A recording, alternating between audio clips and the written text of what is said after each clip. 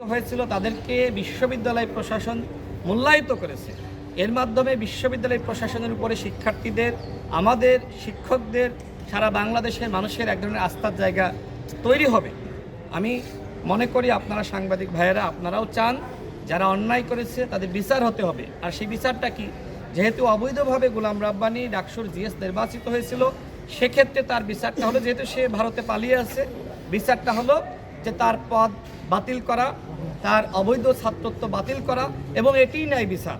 এবং ন্যায় বিচার আপনার হবে কিভাবে? ন্যায় বিচারটা হবে যে গোলাম রাব্বানীকে একদিকে তার পানিশমেন্ট দেওয়া হবে ছাত্রত্ব বাতিল করার মাধ্যমে, তার জিএস পদ বাতিল করার মাধ্যমে, এবং আমরা যারা ভুক্তভোগী ছিলাম আমাদেরকে মূল্যায়িত করার মধ্য দিয়েই ন্যায় বিচারটা নিশ্চিত হবে। আর আমাদেরকে যদি মূল্যায়িত না করে, আমি অভিযোগ কেন দিয়েছিলাম?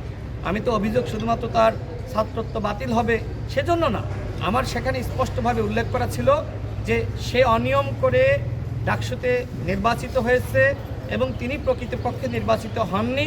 মূলত শেখ হাসিনার নির্দেশনায় তৎকালীন ভিসি আখতারুজ্জামান তার নামটি ফজরের আজানের কাছাকাছি সময়ে বা ওই সময়ে তার নামটি ঘোষণা করে, তো আমাদেরকে বঞ্চিত করা হয়েছে। তো এখন আমরা কি মূল্যায়ন পাবো না? সেই মূল্যায়নের জন্যই আমি বিশ্ববিদ্যালয় প্রশাসনের কাছে আমি দাবি জানিয়েছি।